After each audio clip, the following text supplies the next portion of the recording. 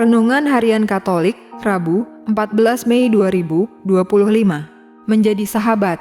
Aku tidak menyebut kamu lagi hamba, sebab hamba tidak tahu apa yang diperbuat oleh tuannya. Tetapi aku menyebut kamu sahabat, karena aku telah memberitahukan kepada kamu segala sesuatu yang telah kau dengar dari Bapakku. Yohanes bab 15, ayat 15. Saudara-saudara, apa artinya sahabat? Sahabat itu lebih dari sekedar teman. Kalau kita senang dan banyak uang, kita akan mempunyai banyak teman. Kalau kita susah dan jatuh miskin, kita akan dijauhi teman. Kalau di antara mereka ada yang tetap bertahan, dialah sahabat. Sahabat adalah orang yang mencintai kita apa adanya. Pertemanan dapat dibeli, persahabatan tidak dapat dibeli. Persahabatan adalah anugerah dan berbahagialah orang yang mendapatkannya. Yesus berkata, "Kamu adalah sahabatku, jikalau kamu berbuat apa yang kuperintahkan kepadamu."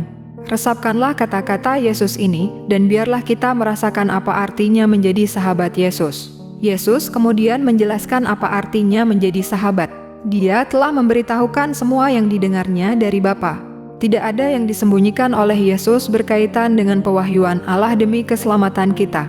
Dia telah menetapkan kita untuk pergi dan menghasilkan buah. Dia menjanjikan untuk memberikan setiap permintaan kita. Injil hari ini mengingatkan kita pada sosok Yesus. Ia hadir bukan hanya sebagai seorang pemimpin, melainkan juga sahabat bagi setiap orang. Kehadirannya di tengah hidup manusia menjadi tanda bahwa Allah ingin dekat dengan manusia. Kedekatannya bukan kedekatan seorang tuan terhadap hamba, melainkan kedekatan seorang sahabat. Persahabatan kerap kali digambarkan dalam suasana perjamuan. Dalam persahabatan tidak ada yang merasa lebih tinggi atau lebih rendah. Apapun statusnya, dalam persahabatan tidak dominasi. Sebaliknya, dalam relasi tuan hamba, yang ada adalah dominasi tuan atas hamba. Dalam tradisi Yahudi kuno, hamba atau budak diperlakukan seperti layaknya binatang. Menjadi sahabat bagi orang lain, apalagi yang hina, tidaklah mudah. Perbedaan status dan gengsi kerap kali menjadi penghalang utama dalam persahabatan. Lebih mudah bagi kita untuk berteman dengan yang sederajat dan segolongan. Seperti Yesus menjadi sahabat bagi orang berdosa, kini kita ditantang untuk melebarkan sudut pandang terhadap sesama. Kekerasan terhadap pembantu, misalnya, menunjukkan betapa orang belum menjadi sahabat bagi sesamanya. Mereka belum menyadari tugas kita menjadi sahabat bagi sesama. Kebenaran iman bukan terletak pada kemenangan perdebatan, melainkan pada perbuatan iman. Kendati kita adalah orang-orang yang berimankan kepada Yesus, tetapi kalau hidup kita tidak seturut dengan kehendak Tuhan, kita bukanlah orang yang benar dalam iman.